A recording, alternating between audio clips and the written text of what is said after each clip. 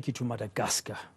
Now, believe it or not, Madagascar is bracing itself for more severe weather. Cyclone Emnati is expected to make landfall the island nation tomorrow.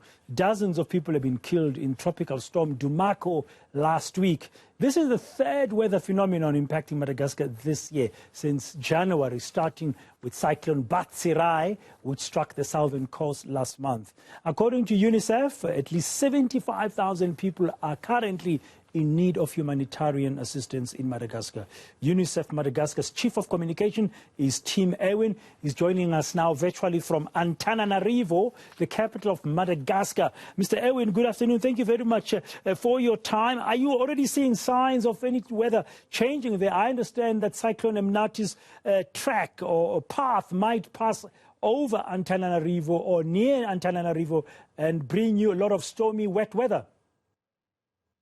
Well, you said it during your introduction, believe it or not, and it really is a believe it or not situation, because it's looking increasingly like this cyclone will hit the very same region that Cyclone Batsirai hit on the 5th of February. It's an area where people are still recovering, where they are still rebuilding their lives.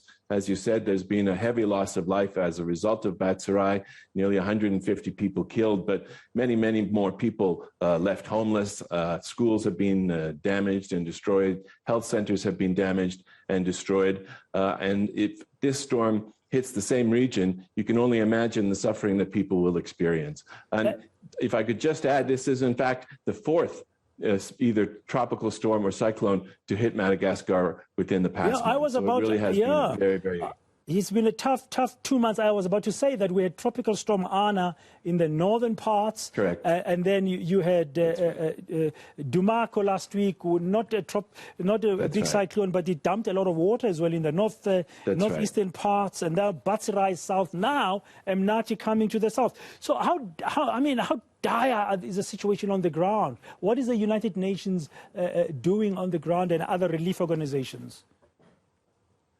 Well, if I can point to a positive development, it's that, UNICEF and other UN nations, and of course the government, are on the ground in southeast Madagascar, where this cyclone is expected to make landfall. So we have teams, we have supplies.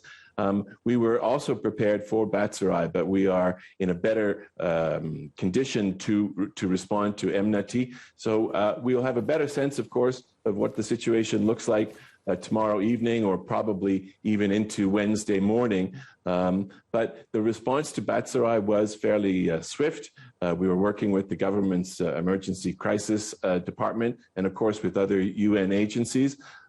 Many people ahead of Batsirai took shelter in government buildings because they were living in very vulnerable areas and living in very vulnerable homes. And that's the situation again today in that region. As you said, we here in Antananarivo, we will almost certainly experience a lot of rain. We've had that again associated with Batsirai, but we have not had the sort of high winds and devastating rain that has affected the southeast of the country.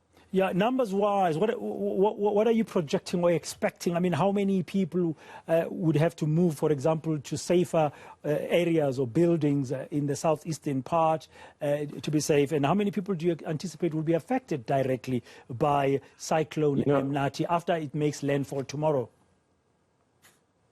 A lot depends on what happens within the next 24 hours. It could lose strength. One of the models for the movement of the cyclone is that it goes further south and doesn't touch Madagascar at all. And that would be a wonderful scenario if that were to come true.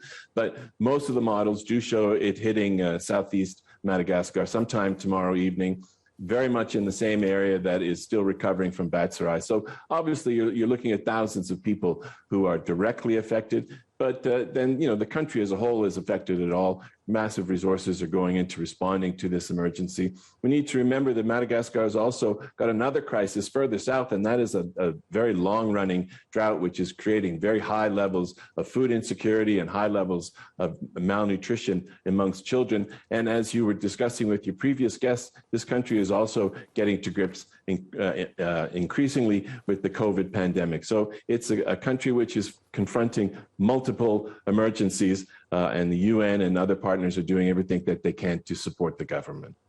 Yeah, and very briefly, I mean, the kind of relief you said you've learned from Batsirai, you were prepared, and now on the ground, the government's own emergency services and relief services are prepared, but you can never actually predict the impact until it happens. What kind of relief stuff is being rolled out? One of the first issues that we need to address, as we did with Batsirai, is the provision of safe water and sanitation, that people are able to have access to latrines. If they are in sheltering sites, that those are maintained in a safe way, both in terms of water and sanitation, but also in terms of the protection of vulnerable people, particularly children.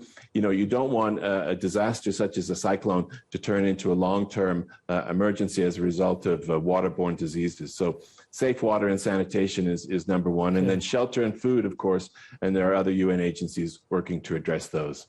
Mr. Tim Irwin, thank you very much for your time there in Antananarivo. Please do take care, and hopefully it doesn't become very, very, very hectic there for you and thousands of residents of the southeastern parts of Madagascar. Can you imagine this will be cyclone ×2 impact? Batsirai hit almost the same area where Emnati cyclone is forecast, according to latest models, to hit the same area from tomorrow evening. More news at the top of the hour here on eNCA DSTV Channel 4-3. Stay with us.